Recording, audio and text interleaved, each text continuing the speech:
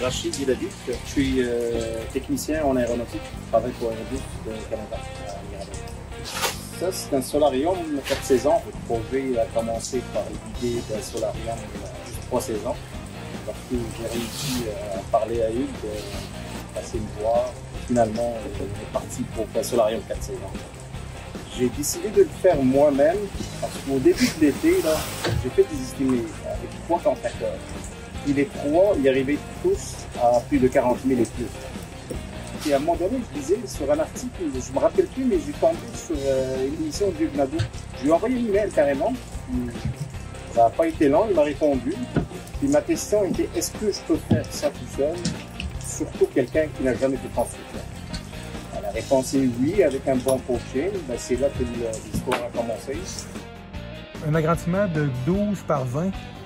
Avec le fait de marier au toit cathédrale complètement fini clé en main, avec plancher chauffant, moi, c'est pas en bas de 55 000 plus taxes. À mon avis, avec les achats et les coûts qu'il m'a donnés, devrait s'en sortir pour à peu près 20 22 000 taxes inclus. J'ai passé une journée avec lui, quelques minutes, plusieurs fois au téléphone pour les interrogations. Je lui ai dit quel outil s'acheter parce qu'il n'y avait pratiquement pas d'outils. J'ai fait sa commande de matériaux parce qu'on ne connaît pas nécessairement les matériaux. Ça a été livré ici. J'ai été surpris du coût des matériaux. Avec la commande, c'était pas exagéré. On parle des alentours de 12 000 $. Et ça inclut la porte patio, les 3 fenêtres, les pieux, puis tout le matériel. Il va manquer le bardeau sur le toit. Mais le bardeau sur le toit, d'après moi, il ne dépassera pas 300 $. J'ai sauvé à peu près la moitié d'un coût de contracteur. J'ai commencé tranquillement, j'ai fait les pieux, les solives, les encages, le plancher, l'isolation. Là, aujourd'hui, il y avait de la difficulté à concevoir qu'on pouvait placer ce morceau-là facilement, la fêtière en haut. Et comme on est dans le COVID, on n'était pas capable de se commander des chevrons tout faits d'usine dans le délai qui nous restait à travailler. Donc, on va les fabriquer nous-mêmes avec des poutrelles.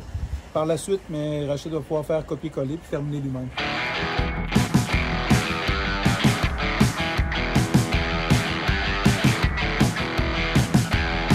En fait, pour faciliter la compréhension à Rachid, ce que j'ai fait quand je suis venu le voir, je lui ai fabriqué une petite maquette. Ça, c'est la structure de ce qu'on est en train de faire. Là. Autrement dit, on a une fêtière qu'on a installée ensemble. On a les poutrelles qu'on va utiliser pour faire les chevrons.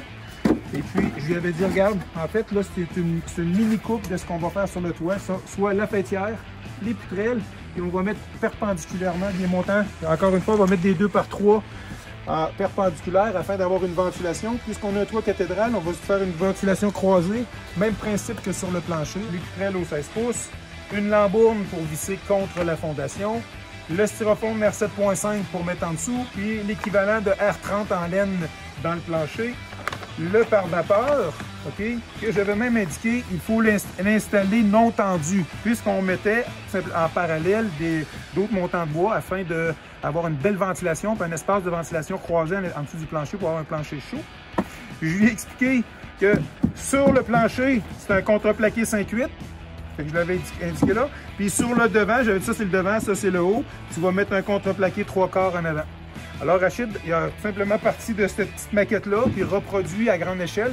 On le voit très bien, il a très bien réussi. Donc, en partant du modèle, ça c'est le 3/4 du contre-plancher qui est écrit. La seule différence, c'est comme je l'ai dit ici, j'ai fait des renforts sur les poutrelles, mais les poutrelles en haut s'en vont jusqu'au mieux. Et j'ai l'isolation ici en bas. Pour faire comprendre à Rachid comment un mur, une structure en ossature de bois est fabriquée, j'ai tout simplement fabriqué un mini-mur. Où est-ce que je lui ai expliqué qu'il y avait une lisse en bas, qu'il y avait des linteaux, puis qu'il y avait des sablières, et puis que les montants de bois, autrement dit, le montant du huissier mesurait 84 pouces et quart, puis les montants arrivaient précoupés de la quincaillerie, et puis son linteau est en 2 par 10.